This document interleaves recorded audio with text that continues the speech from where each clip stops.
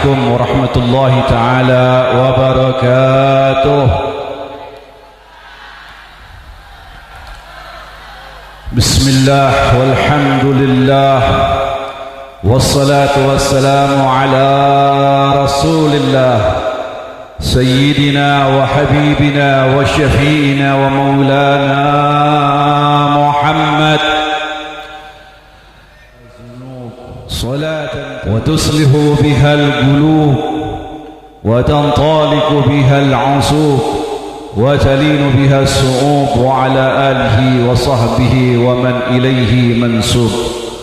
سبحانك لا علم لنا إلا ما علمتنا إنك أنت العليم الحكيم. فقل رب اشرح لي صدري ويسر لي عمري واحلل عقدة من لساني يفقهوا قولي وسدد لساني واهدي قلبي برحمتك يا أرحم الراحمين يا أرحم الراحمين يا أرحم الراحمين. Walhamdulillah Rabbil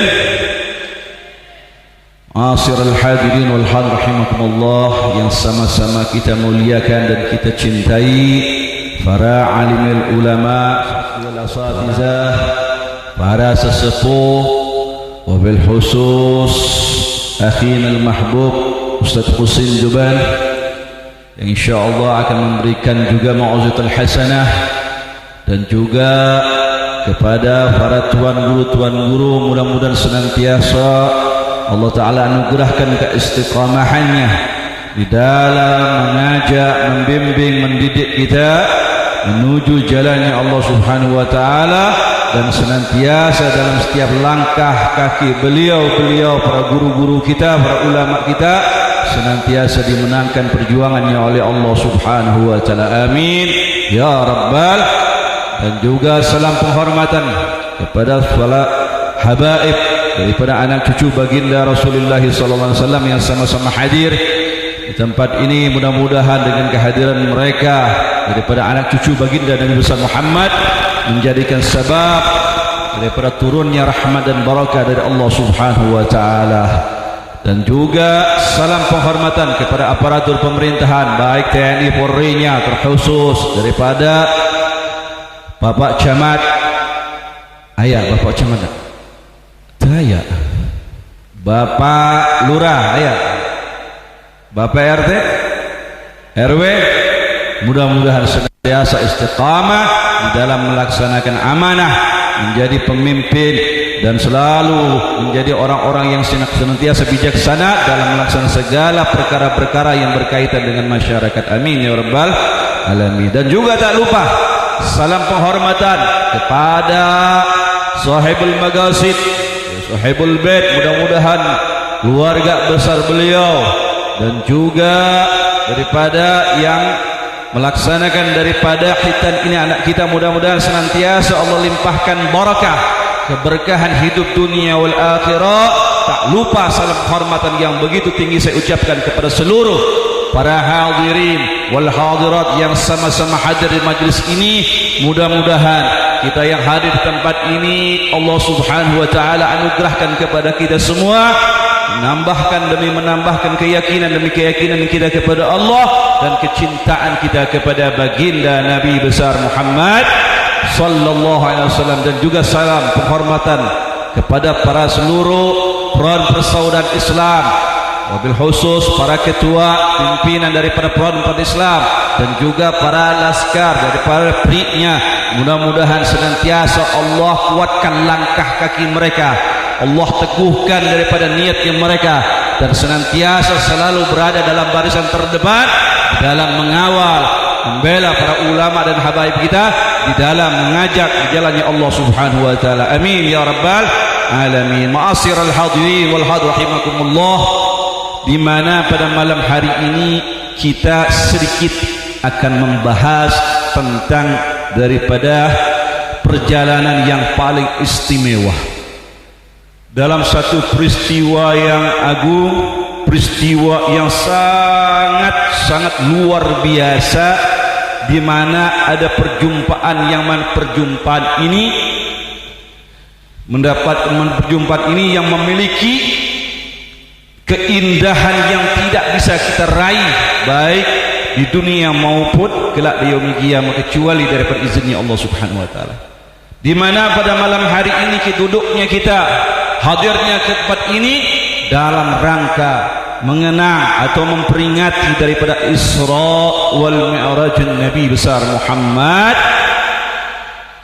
Sebagaimana para ulama kita semua sudah banyak menafsirkan, menyampaikan, memberikan pengetahuan kepada kita semua bagaimana peristiwa daripada Isra wal Mi'raj Nabi besar Muhammad ini adalah suatu peristiwa yang sangat luar biasa, yang sangat agung, yang sangat istimewa, di mana seorang nabi, seorang rasul yang mendapatkan kedudukan mulia di sisi Allah Ta'ala dapat berjumpa dan melihat Allah Subhanahu wa Ta'ala. Di mana dalam perjalanan Isra wal Mi'raj ini berbagai hal yang Nabi kita, Nabi besar Muhammad dapatkan, yang Allah perlihatkan kepada beliau. Tidak lain, tidak bukan untuk menunjukkan bahwasanya Nabi besar Muhammad adalah manusia yang paling istimewa, yang mendapatkan kedudukan yang tinggi di sini Allah Ta'ala, berbeda dengan para nabi-nabi yang lain. Maka dalam hal ini, dalam peristiwa Isra wal Mi'raj Nabi besar Muhammad sallallahu alaihi wasallam ini pun diucapkan, dibentukkan dalam Al-Quranul Karim, dituliskan dalam Al-Quran Karim dalam surah Al-Isra, di mana Allah nyatakan a'udzubillahi minasyaitonir rajim, subhanalladzi asra bi 'abdihi lailan minal masjidil haram ila al-masjidil aqsa. Di sini Allah ingin menunjukkan kepada kita semua ibadallah bagaimana peristiwa Isra wal Mi'rajnya Nabi besar Muhammad sallallahu alaihi wasallam ini adalah peristiwa yang agung, peristiwa yang sangat istimewa yang Allah anugerahkan kepada Nabi kita. Sebab dalam peristiwa ini berbagai hal, berbagai kejadian, berbagai daripada keagungannya Allah, kebesarannya Allah di dalam memperlihatkan kepada hamba. Maka dalam riwayat, berbagai riwayat para ulama-ulama kita, para ahli mufasyirin, bagaimana menceritakan tentang sejarah daripada Isra wal Mi'raj Nabi besar Muhammad SAW. Perjumpaan Nabi dengan Allah Subhanahu wa Ta'ala itu beliau dapatkan bukan dengan perkara dengan begitu saja, ibadah Allah.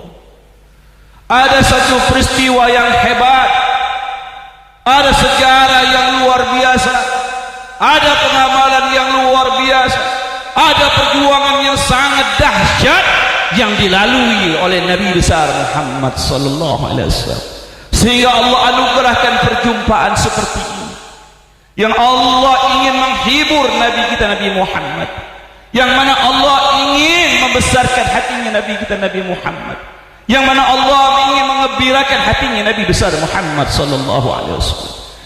Di mana dalam sejarah Isra wal Mi'raj Nabi besar Muhammad mengalami satu peristiwa yang sangat luar biasa, ibadah Allah.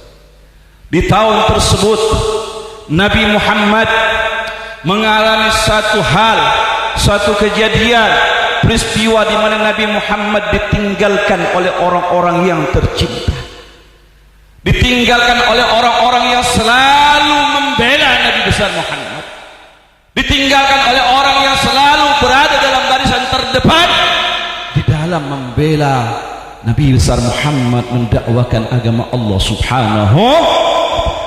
Jadi perjumpaan Isra wal Mi'raj, peristiwa Isra Mi'raj ini tidak begitu saja, ibadah Allah.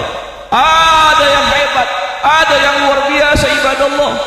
Sebelum mendapatkan keistimewaan yang agung ini dari Allah Ta'ala, di mana Nabi kita Nabi Muhammad mengalami berbagai macam dalam dakwahnya, dalam mengajak manusia untuk menyembah Allah, mengesahkan Allah. Baik itu terjadi dalam kejadian yang dilakukan oleh orang-orang kafir musyrikin dalam berbagai hal, baik dalam urusan ingin membungkam Nabi, dalam urusan mencaci maki Nabi, dalam urusan sampai ingin membunuh Nabi. Nabi Muhammad tidak pernah lelah, tidak pernah mundur, apalagi berputus asa di dalam mengajak manusia menyembah Allah Subhanahu wa ta'ala. Maka dalam peristiwa ini terjadi tatkala Nabi besar Muhammad sallallahu alaihi wasallam ditinggalkan oleh orang-orang yang tercinta, terkhusus orang yang selalu membela Nabi Muhammad, yaitu daripada pamannya baginda Nabi besar Muhammad, daripada Sayyidina Abi Talib, di mana Abu Talib ini selalu dan selalu melindungi daripada keponakannya, melindungi daripada Nabi besar Muhammad SAW dari berbagai ancaman dan juga pembunuhan yang akan dilakukan oleh orang-orang kafir. Bukan 1-2 hari beliau lakukan dalam pembelaan perlindungan terhadap Nabi besar Muhammad SAW. Sehingga pada tahun tersebut Nabi Muhammad ditinggalkan oleh paman yang tercintanya. Dalam keadaan dakwahnya Nabi, dalam berbagai hal yang terjadi kepada Nabi, khususnya di dalam ancaman-ancaman intimidasi yang dilakukan oleh orang-orang kafir dalam serangan mereka kepada Nabi, orang yang beliau cintai, yang selalu melindungi beliau, meninggalkan beliau di tahun tersebut, dipanggil Rafiqul A'la, dipanggil oleh Allah Subhanahu ta'ala.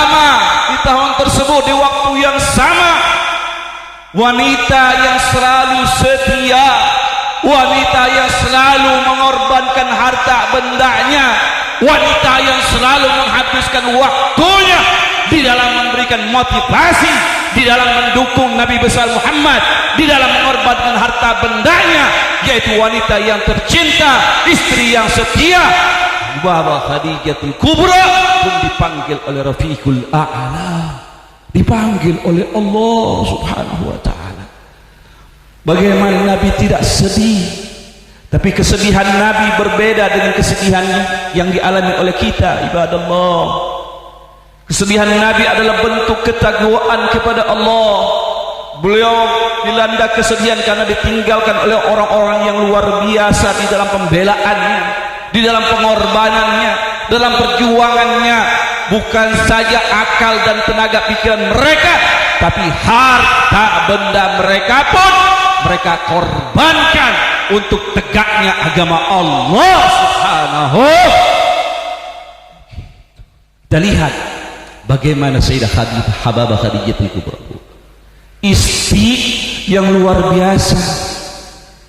Dalam riwayat dikatakan Hababah Khadijatul Kubra radhiyallahu anha ini memiliki harta kekayaannya 2/3 dari kota Mekah. Nabi dari kota-kota Mekah tersebut adalah hartanya daripada Sayyidah Khadijatul.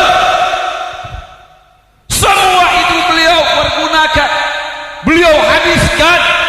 Untuk apa harta tersebut? Beliau pakai untuk perjuangan daripada menegakkan agama Allah, membantu Nabi besar Muhammad. Dalam setiap hartanya beliau belanjakan untuk apa? Keperluan daripada dakwahnya Nabi besar Muhammad sallallahu alaihi wasallam. Sampai-sampai dalam riwayat dikatakan ketika terjadi perang Badar, daripada peralatan kaum muslimin, daripada senjata kaum muslimin dan baju daripada peperangan kaum muslimin, itu dibelanjakan daripada hartanya Hubabah Khadijatul Kubra, ibadallah. Dalam sisi harta saja, Bu, bayangkan wanita yang kaya raya, yang memiliki kedudukan dalam cukuknya yang mulia, tapi habis harta tersebut, waktunya tersebut semata-mata untuk mencari ridhonya Allah, untuk mendapatkan kecintaan dari baginda Nabi besar Muhammad. Bagaimana kita bisa bayangkan, Bu? 2/3 kota Mekah, 2/3 kota jangankan 2/3 kota Mekah, 1 hektar saja kita punya di tanah Mekah. Wah, orang kaya raya kita itu, orang kaya raya. Tapi Hubabah Khadijatul Kubra bukan hanya perniagaannya, seluruh hartanya beliau habiskan semua itu semata-mata untuk perjuangan Nabi Muhammad dan kaum muslimin di dalam mengajak umat manusia di dalam menegakkan agama Allah Subhanahu. Inilah yang membuat Nabi sedih ketika kita bercerita tentang seorang ummul mukminin Sayyidah Khadijah. Bu, tidak pernah membuat Nabi itu marah ketika beliau berhadapan dengan Rasulullah. Tidak pernah Hubabah Khadijatul Kubra itu membuat atau mengucapkan perkataan yang membuat pusingnya Nabi. Tidak. Semua ucapannya, tingkah lakunya dalam hal apapun tatkala berhadapan dengan baginda Nabi besar Muhammad, berhadapan dengan suaminya ini, belum pernah beliau menunjukkan rasa tidak wajah yang masam, bahasa yang ketus, apalagi bahasa yang tidak baik. Kenapa? Karena beliau betul-betul mengenal siapa baginda Nabi Muhammad, karena beliau tahu betul siapa Rasulullah sallallahu.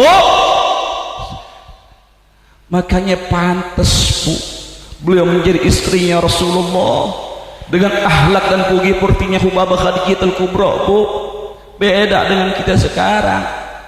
Jangan kata kita buat perjuangan, jangan kata kita untuk habiskan dalam membela agama Allah, kadang-kadang mengeluarkan sedikit untuk kebaikan agama Allah saja yang kita lakukan masih hitung-hitungan. Betul nggak? Mau sedekah aja hitung-hitung, padahal untuk kebahagiaan kita, padahal untuk amaliyah kita, padahal untuk keselamatan kita. Tapi dalam sedekah pun kita masih pilih-pilih, masih hitung-hitung. Ini yang harus kita tiru, yang harus kita contoh, yang harus menjadikan bagi kita semua kedua bagaimana ummul mukminin Hubabah Khadijatul Kubra di dalam memperjuangkan agama Allah, di dalam membuktikan kecintaan kepada Rasulullah, di dalam membela Habibuna Muhammad. Kalau saya bercerita tentang Hubabah, makanya suka dibaca atau manaqib Khadijatul Kubra, supaya apa? Ada nilai mahabbahnya kita kepada beliau, supaya kita bisa meniru, supaya kita bisa mencontoh daripada istrinya Rasulullah sallallahu alaihi wasallam. Ini yang membuat Nabi luar biasa kecintaannya kepada Sayyidah Hubabah Khadijatul Kubra. Meskipun beliau telah wafat, meskipun beliau sudah memiliki istri daripada istrinya Rasulullah yang lain, tapi hatinya Nabi Muhammad, kerinduannya Nabi Muhammad, bayangan daripada Hubabah Khadijatul Kubra tidak terlepas daripada Rasulullah sallallahu. Sampai-sampai kadang-kadang Sayyidah Aisyah menjadi cemburu. Kenapa? Memang luar biasa perjuangannya Bu, ibadah Allah.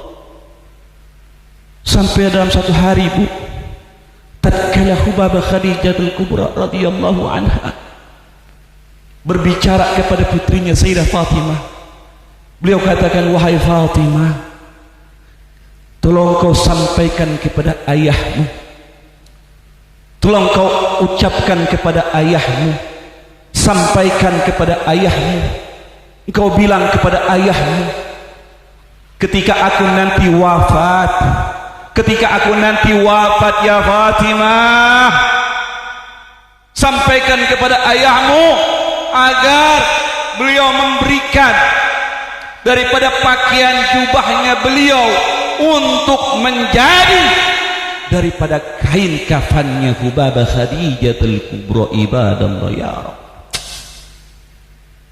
Sayyidah Khadijah meminta kain kafan untuk wafatnya daripada pakaiannya Nabi Muhammad, daripada jubahnya Nabi Muhammad pun beliau tidak mampu dan tidak mau mengucapkan itu langsung daripada lisannya beliau, melainkan beliau sampaikan kepada putrinya beliau Hubabah Fatimah Zahra agar menyampaikan hal tersebut, permintaan tersebut kepada ayahnya baginda Nabi besar Muhammad. Orang ayeuna mah borora segala teu menta, borora urusan kain kapan, kurang sedikit uang belanja, katel dari dapur sampai ke depan kedengeran sama tetangga. Betul nggak? Beda. Tapi mudah-mudahan insya Allah tatkala kalau selalu kita mendambakan, menjadikan idolahnya kita Sayyidah Fatimah, Sayyidah Khadijatul Kubra dalam kehidupan kita, insya Allah Allah akan rubah perilaku kita sebagai istri yang saleh. Itulah Hubabah Khadijatul Kubra, Bu. Sampai-sampai dalam urusan kain kapanpun beliau ucapkan melalui putrinya yang tercinta Hubabah Fatimah Az-Zahra, sehingga hal tersebut didengar oleh Rasulullah. Apa yang beliau katakan oleh Rasulullah, apa yang beliau sampaikan oleh baginda Nabi besar Muhammad, ya Hubabah Khadijatul Kubra, ya Khadijatul Kubra, seandainya engkau mau harta kaum muslimin, semua dari perhatian kaum muslimin adalah milikmu ibadah. Kenapa? Karena betul semua itu daripada perjuangannya, pengorbanan Hubabah Khadijatul Kubra. Tapi ketakwaan Sayyidah Hubabah Khadijatul Kubra luar biasa ibadah. Sampai wafatnya pun beliau tidak mau merepotkan, membebankan suaminya baginda Nabi besar Muhammad. Begitu. Makanya kita pun diajarin dalam rumah tangga, Bu. Kalau kepengen rumah tangga kita selalu dilimpahkan rahmat dari Allah, selalu dilimpahkan daripada keberkahan dari Allah, selalu kehidupan rumah tangga kita menjadi rumah tangga yang sakinah mawaddah warahmah, ikuti, tiru, pelajari daripada kehidupannya Nabi besar Muhammad. Dan kadang-kadang kita berbeda, lebih senang, lebih gembira, lebih suka, lebih banyak mengikuti apa yang dilakukan oleh orang-orang Yahudi wan Nasrani. Makanya begitu baru nikah sebulan, 2 bulan, 1 tahun udah banyak mencerai. Betul nggak? Kenapa? Karena rumah tangga tersebut bukan dibangun atas dasar ketakwaan, akan tapi dalam keadaan dibangun dengan dasar kecintaan terhadap dunia. Pengen hidup mewah, pengen punya mobil ini, boleh, itu semua boleh ibadah Allah. Tapi jangan kau lepaskan daripada urusanmu berumah tangga terhadap hak dan kewajibanmu terhadap suamimu. Perlu engkau sadari, perlu engkau ketahui. Makanya ulama syuyuh-syuyuhnya kita mengajari bagi mereka yang berumah tangga atau bagi mereka yang mau melaksanakan pernikahan, diawali dengan niat, dengan banyaknya niat yang diajarkan oleh para ulama kita. Apa yang harus pertama kita niatkan? Niatkan tatkala kita melakukan nikah tersebut untuk menggembirakan hatinya Rasulullah sallallahu alaihi wasallam. Kemudian apa lagi? Perhatikan, dalam membangun rumah tangga pun kita harus sadar hak dan kewajibannya kita seorang istri, hak dan kewajibannya kita sebagai seorang suami. Bagaimana perilaku kita terhadap istri, bagaimana pertanggungjawaban kita terhadap istri dan anak-anak kita. Jangan hanya sebatas memberikan makan minumnya saja ibadah Allah, tapi perhatikan daripada urusan kaidah agamanya, dalam batasan-batasan aurat dalam syariatnya. Ini yang perlu kita sadari dan kita pelajari ibadah Allah, sehingga apa? Tercipta keluarga yang sakinah mawaddah warahmah. Dikatakan bahwasanya banyaknya hancurnya rumah tangga karena di antara mereka tidak mengerti tentang hak dan kewajiban mereka, baik terhadap suami ataupun suami terhadap istri. Hingga apa? Terjadi dalam rumah tersangga tersebut berbagai macam kemunkaran dan kemungkaran, perbuatan-perbuatan yang melanggar aturannya Allah. Hingga apa? Allah timpahkan berbagai masalah, berbagai macam hal-hal yang terjadi dalam kehidupan rumah tangga tersebut. Tuh, kalau rumah tangga tersebut baik, suami tahu dia menjadi haknya apa, suami tahu apa yang menjadi kewajibannya apa, tahu dalam urusan agama seperti apa, insya Allah keluarga tersebut akan menjadi keluarga yang sakinah mawaddah warahmah.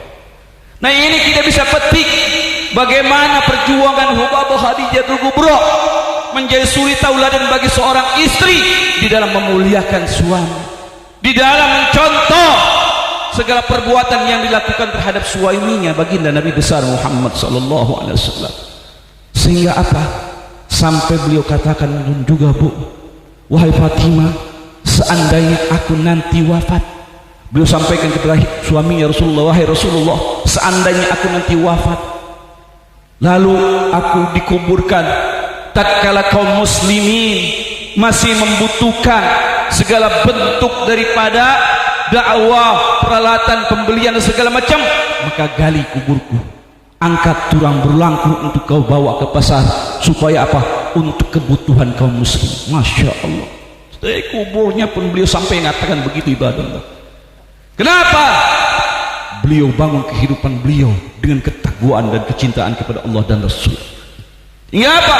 Begitu beliau menghadapi menjalani kehidupan ini yang sementara, yang fana ini, tidak lain dan tidak bukan, baik ucapan dan perilakunya semata-mata ingin mendapatkan keridhaan dan ketaatan kepada Allah dan Rasulnya, ibadah Allah. Ma'asyiral hadirin rahimahullah, kalau cerita tentang Hubabah saja itu tidak pernah habis-habisnya. Bagaimana cerita tentang baginda Nabi besar Muhammad SAW? Saya hanya menceritakan bagaimana perjuangan, sedikit dari banyaknya perjuangan yang dilakukan Hubabah Khadijatul Kubra, yang hingga membuat Nabi merasa sedih ditinggalkan istri tersebut. Begitupun juga pamannya beliau Sayyidina Abu Talib radhiyallahu anhu, di mana beliau dalam membela Nabi Muhammad, di mana beliau selalu berada dalam barisan terdepan melindungi Nabi Muhammad dari segala rongrongan orang kaum kafir Quraisy. Masya Allah, ibadallah, tidak habis-habisnya waktunya beliau, segala tenaga dalam melindungi Nabi Muhammad.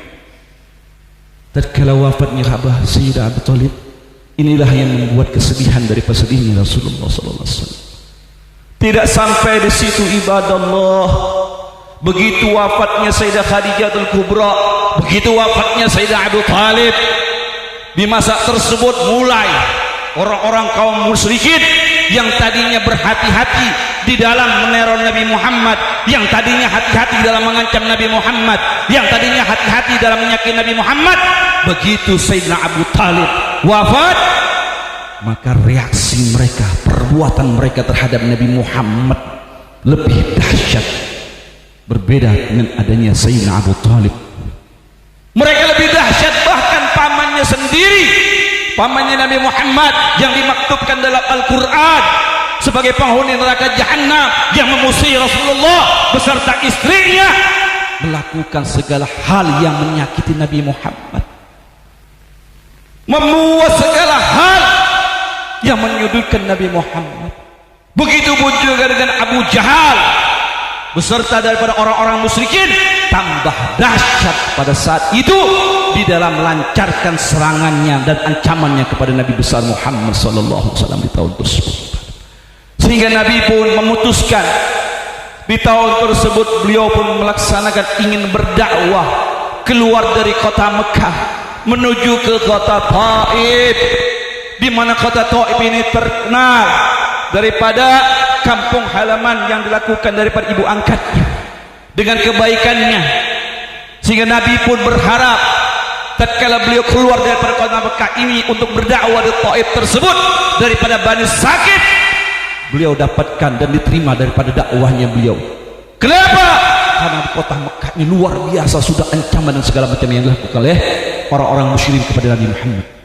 Akhirnya beliau pun berangkat di tahun tersebut menuju kota Taif, ibadallah, bersama beliau yang menemani daripada Zaid bin Harithah, anak angkatnya beliau, menuju kota Taif.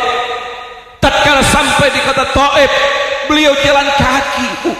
Nabi Muhammad dakwanya jalan kaki kurang lebih 100 kilo beliau lakukan hal tersebut di kota Taif mulai dari Mekah. Bayangkan kalau orang yang pernah umroh atau orang yang pernah berhajian, yang pernah sampai ke kota Taif, ketika keluar dari kota Mekah menuju Taif ini, Bu, jaraknya kurang lebih 90 sampai 100 kilo.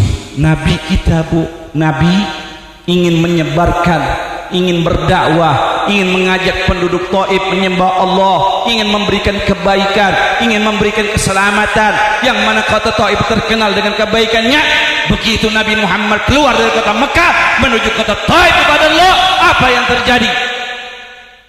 Para suku Quraisy menghasut tokoh-tokoh daripada tokoh Bani Taif tersebut, di mana situ ada satu tokoh Taif, tokoh orang kafir yang berpengaruh.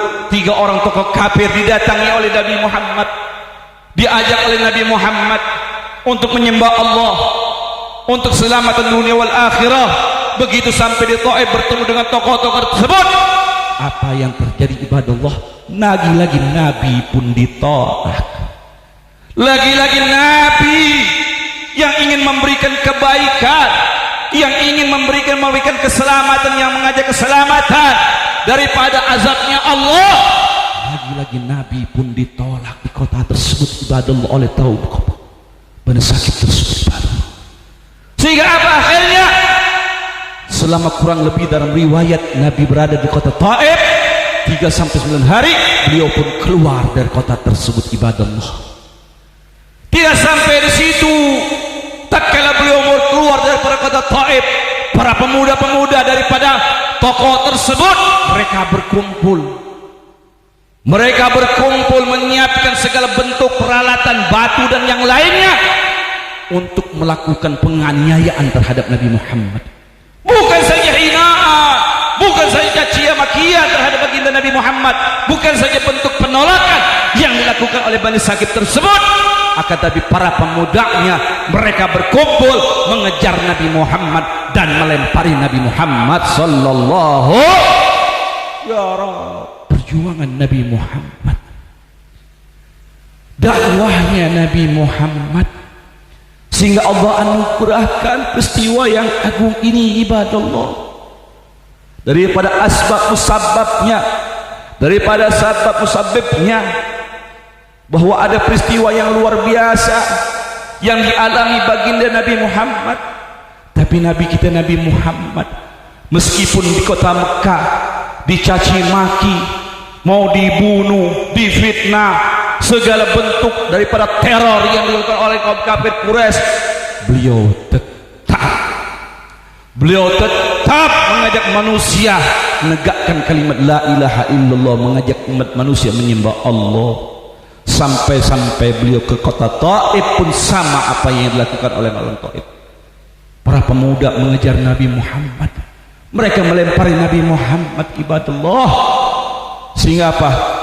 Ada daripada lemparan batu tersebut mengenai daripada kakinya baginda Nabi besar Muhammad, keluar darah.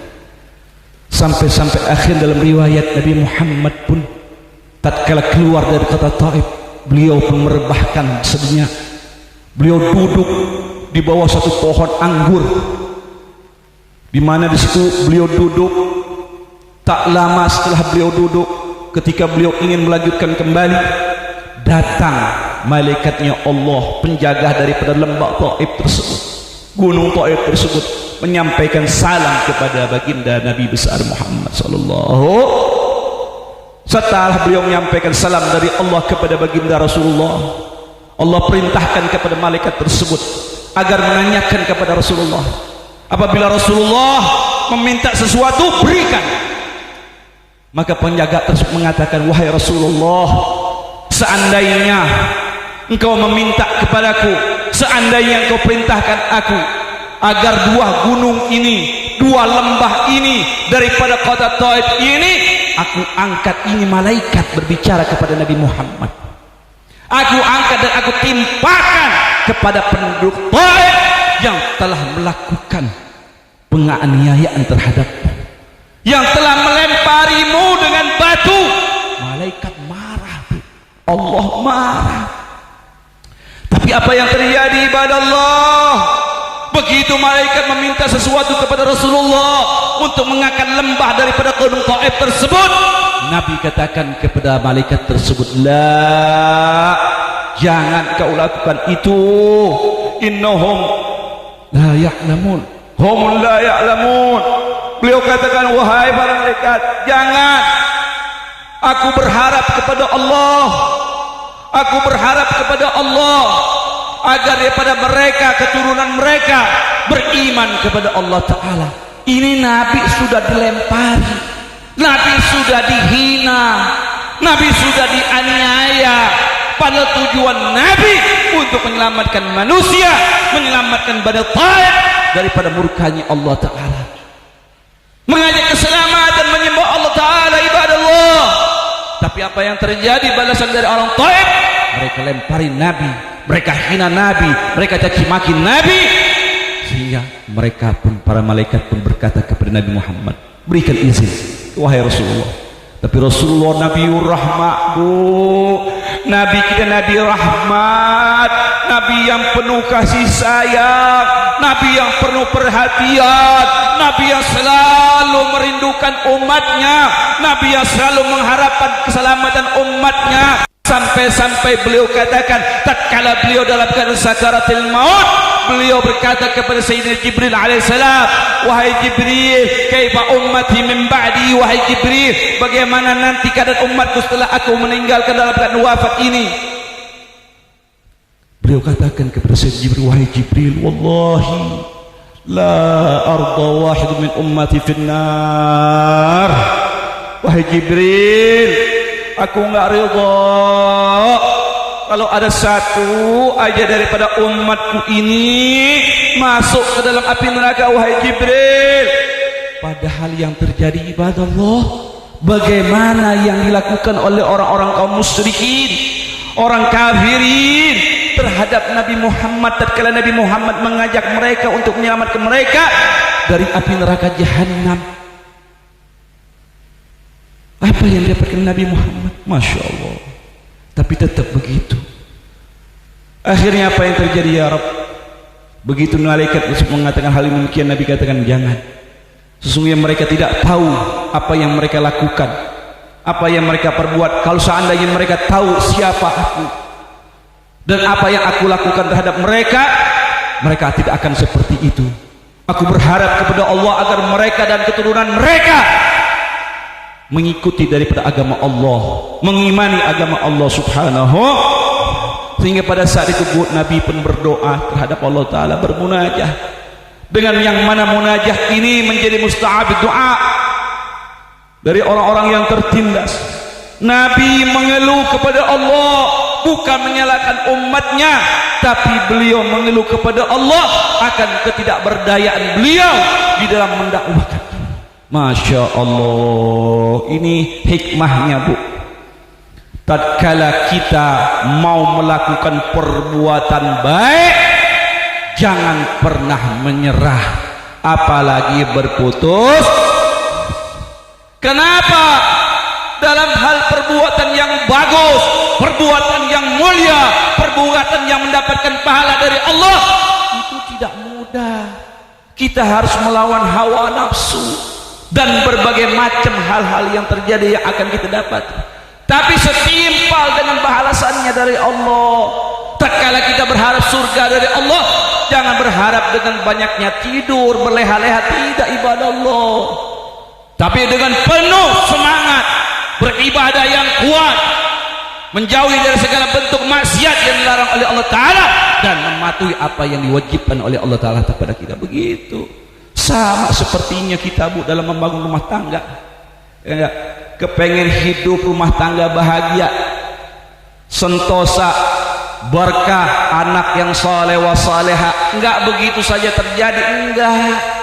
Tapi dibangun itu dengan amal-amal yang saleh, dengan perjuangan melawan segala hal yang dilarang oleh Allah, melakukan ketaatan apa yang diwajibkan oleh Allah kepada kita, baru bisa menjadi anak yang saleh, baru menjadi suami yang saleh, baru bisa menjadi istri yang saleh. Bukan hanya dengan mimpi membangun rumah tangga yang sakinah mawaddah, bukan itu ibadah Allah. Berbagai hal kebaikan yang harus kita lakukan dalam ketaatan kepada Allah Subhanahu wa taala. Ma'asyiral hadirin wal hal rahimakumullah. Sampai akhirnya Nabi pun mengeluh kepada Allah, berkelah kesah kepada Allah Ta'ala, bukan atas terdahsyatnya daripada perbuatan kaum kafirin, akan tetapi Nabi memohon kepada Allah menunjukkan kelemahan beliau, menunjukkan daripada ketidakmampuan beliau. Disitulah beliau berharap kepada Allah, disitulah beliau selalu menuju kepada Allah agar selalu memberikan kekuatan kepada beliau, sehingga apa, doa tersebut menggetarkan arasnya Allah Subhanahu begitu beliau pulang dari kota Taif, beliau menuju daripada bibitnya Maimunah dalam riwayat. Terjadilah di hari tersebut, pada saat tersebut, di bulan tersebut, Nabi Muhammad SAW dari doa ini yang menggetarkan arsy-Nya Allah, mendapatkan perhatian besar dari Allah Ta'ala. Allah tahu apa yang terjadi terhadap kekasihnya, yang mana pada saat luar biasa terjadi pada kekasihnya, Allah ingin absir menggembirakan hati kekasihnya, hingga terjadinya perjalanan Isra wal Mi'raj Nabi besar Muhammad. Bu, Pak, dahsyat Nabi itu, Bu, mendapatkan keistimewaan ini, yang mana keistimewaan ini tidak pernah didapati oleh kaum manusia manapun, tidak pernah didapati oleh Nabi manapun, Bu. Perjumpaan seperti ini, Nabi langsung berjumpa dengan Allah, Nabi langsung melihat Allah, tapi Nabi tidak minta kepada Allah agar berjumpa dengan Allah. Ini adalah anugerah Allah. Kenapa Allah anugerahkan pemberian yang luar biasa istimewa ini? Karena melihat Nabi Muhammad, karena tahu perilakunya Nabi Muhammad, karena rahimnya, kasih sayang Nabi Muhammad terhadap umatnya. Nabi tidak pernah menyalahkan umatnya, meskipun umatnya kaum musyrikin pada saat itu luar biasa melakukan segala bentuk teror dan ancaman terhadap Nabi Muhammad dan menyakiti Nabi Muhammad SAW. Tapi Nabi tunjukkan itu kepada Allah Ta'ala dengan kelemahan beliau. Inilah yang membuat Allah ingin menggembirakan kekasihnya Habibuna Muhammad SAW, hingga terjadinya satu perjalanan yang luar biasa, suatu hal yang luar biasa yang Allah berikan kepada Nabi Muhammad. Makanya dalam ayat tersebut diawali kalimat daripada subhan, di mana kalimat tersebut adalah kalimat ingin menunjukkan kebesarannya Allah, maha sucinya Allah. Kalau kita pelajari dari kalimat tersebut, para ulama mufassirin yang semua banyak menafsirkan daripada kalimat tersebut, bahwasanya kalimat tersebut adalah kalimat di mana menunjukkan daripada tanzih, daripada ta'ajjub, daripada al-bara'ah. Kalimat subhan ini di mana Allah Subhanahu wa taala menunjukkan suatu hal yang terjadi, peristiwa yang agung. Inilah yang ada dalam makna kalimat subhan ini. Kenapa? Karena peristiwa Isra wal Mi'raj Nabi Muhammad ini bukan peristiwa yang biasa, ibadah Allah. Mata bisa melihat sejauh mana kita melihat, tapi tidak bisa menembus dengan jauh jarak. Telinga bisa terbatas dengan atas daripada pendengaran tersebut. Akal pun terbatas daripada akal yang kita miliki dari mata manusia. Tidak bisa menempuh daripada hal tersebut, ibadah Allah. Maka pelajaran Isra wal Mi'raj ini mengajarkan kepada kita semua bagaimana Allah mengawali kalimat tersebut daripada peristiwa tersebut. Subhanalladzi asra, kalimat tersebut adalah tanzih, menunjukkan kesuciannya Allah, menunjukkan membebaskan Allah dari hal-hal yang tidak terjadi. Semuanya Allah berikan, Allah tunjukkan kepada Nabi Muhammad, Allah tunjukkan kepada umat ini bagaimana kebesarannya Allah, bagaimana keagungannya Allah. Maka dalam kalimat tersebut, subhanalladzi asra, maha sucinya Allah, maha suci zatnya Allah yang telah menjalankan hambanya. Dalam riwayat Nabi Muhammad melakukan perjalanan Isra wal Mi'raj ini bukan hanya dengan ruhnya, akan tapi jasad war ruh jagozatan, dalam keadaan jasad dan ruhnya. Di mana perjalanan ini bukan satu malam, tapi daripada sedikitnya malam tersebut, karena di situ ada lailan daripada tanwin, menunjukkan daripada isim nakir. Alif lam nakirah menunjukkan sedikit daripada waktu malam. Bisa 1 jam, bisa 2 jam yang dilakukan perjalanan tersebut di dalam berjumpa kepada Allah Subhanahu wa taala. Padahal, Bu, kalau perjalanan daripada Isra, daripada perjalanan dari kota Mekah menuju daripada Masjidil Aqsa Palestina ini bisa ditempuh dengan perjalanan 1 bulan. Makanya tatkala Nabi setelah melaksanakan Isra wal Mi'raj di pagi hari beliau ketemu dengan Abu Jahal. Mereka mendustakan Nabi Muhammad. Bagaimana bisa dalam 1 malam Nabi melaksanakan perjalanan yang begitu jauh yang harus ditempuh dengan waktu sebulan sampai 3 bulan perjalanan ibadallah. Akan tetapi Allah ingin menunjukkan orang-orang kafirin, orang-orang yang ditutup hatinya oleh Allah, orang-orang yang ditutup imannya oleh Allah, akhirnya apa? Menjadi penghinaan kepada Nabi Muhammad. Tapi orang-orang yang beriman sebagaimana Sayyidina Abu Bakar As-Siddiq yang mengetahui betul siapa Nabi Muhammad, sampai-sampai Sayyidina Abu Bakar mengatakan, kalaupun lebih dari itu aku pun percaya dan meyakini apa yang dilakukan oleh Rasulullah SAW. Kenapa? Karena Nabi Muhammad tidak pernah bohong, Bu. Apalagi hal tersebut daripada Allah yang melakukannya, ibadallah. Makanya subhanalladzi asra bi 'abdihi, maha suci zatnya Allah yang telah menjalankan hambanya yaitu Nabi besar Muhammad SAW di waktu malam, dari mulai Masjidil Haram menuju Masjidil Aqsa, dari Masjidil Aqsa menuju kepada langit-langit sampai ke Sidratul Muntaha, ibadallah. Panjang kalau seperti.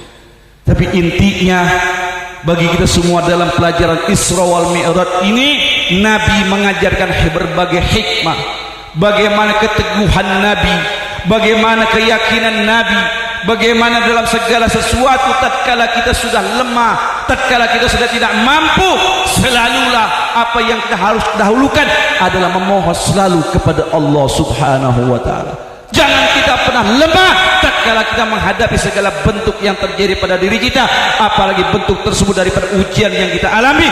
Selalulah kembalikan semua itu kepada Allah Subhanahu wa taala. Makanya dalam hadis qudsi Allah nyatakan bahwasanya ana inda munkasira fi qulubihim, aku kata Allah taala sangat peduli kepada orang-orang yang membutuhkanku, kata Allah,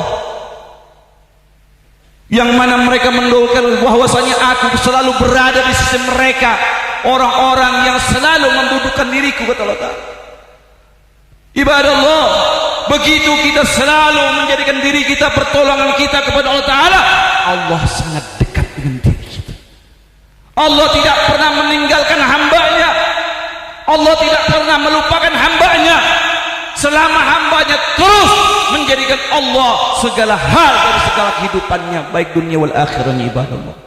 Makanya tatkala kita sudah lemah, tatkala kita bahagia, tatkala kita susah apapun, selalulah Allah dalam menjadikan dalam kehidupannya kita. Selalulah Allah yang menjadi mohon pertolongan bagi kita, baik dalam keadaan senangnya kita, bahagianya kita, takwanya kita, selalulah kepada Allah. Sampai-sampai ibadallah dalam ibadah pun kita pun selalu memohon kepada Allah agar selalu dimantapkan dalam ibadahnya kita, agar selalu dijaga ibadahnya kita. Jangan sampai ibadahnya kita terhenti karena apa? Perbuatan-perbuatan yang menjauhkan kita kepada Allah Ta'ala. Itu semua ya Rabb. Ini pelajaran Isra wal Mi'raj Nabi besar Muhammad.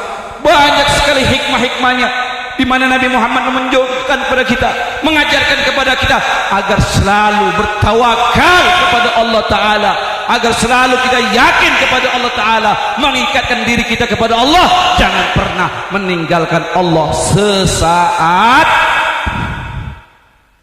Ma'asyiral hadirin wal rahimakumullah, banyak sekali hikmah-hikmah yang bisa kita ambil daripada hal yang paling utama adalah pemberiannya Allah tentang salat.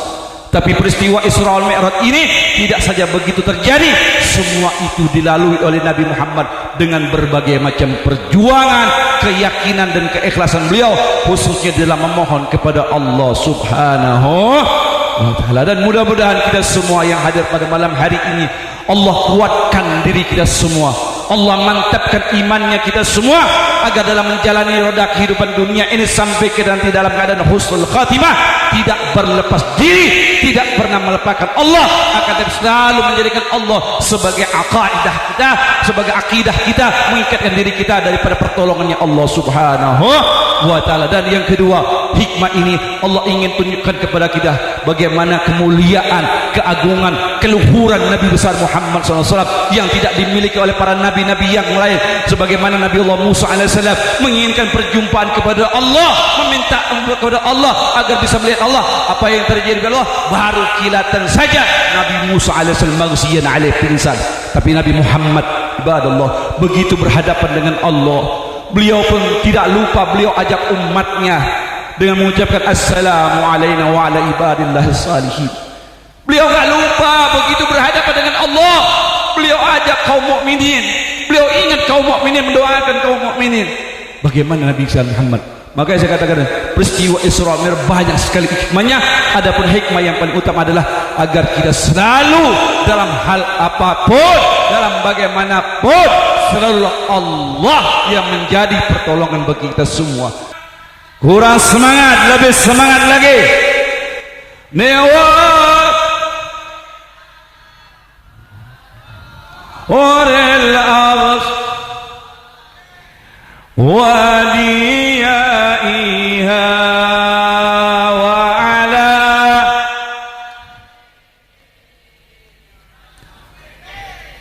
wa sallim Allah ya karim ya arhamar rahimin. Allahumma barik lana fi rajaba wa sya'bana wa dawaiha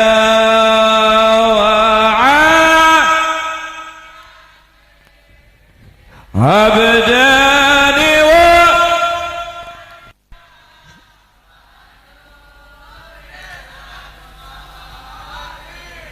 wa diyaiha wa ala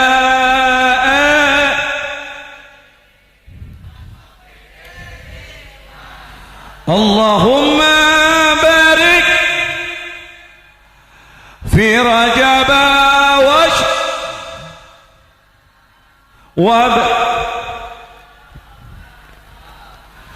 وحسن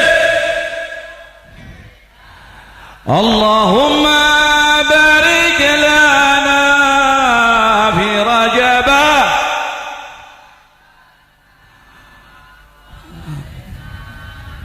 يا كريم يا الله سيدنا صلوا على النبي محمد. Asyiral hadirin wa rahimakumullah, masih ada yang akan menyampaikan mau'izatul hasanah, mudah-mudahan daripada peringatan Isra wal Mi'raj Nabi besar Muhammad sallallahu alaihi wasallam, sekaligus daripada syukuran kita daripada ananda tersebut, mudah-mudahan tempat ini menjadi tempat yang penuh dengan keberkahan dari Allah. Tidaklah kita keluar daripada tempat ini kecuali kita semua diampuni dan dimaafkan oleh Allah Subhanahu wa taala, dan semua seluruh hajat-hajatnya kita, hajat dunia bil maisarah wa hajatul akhirah bil maghfirah, kita Allah anugerahkan kepada kita semua, dan Allah panjangkan umur kita, Allah luaskan rezekinya kita, Allah jadikan anak-anak kita saleh wa saleh, amin ya rabbal alamin. Hadza minni wa ala minkum. Wassalamu alaikum warahmatullahi taala wabarakatuh.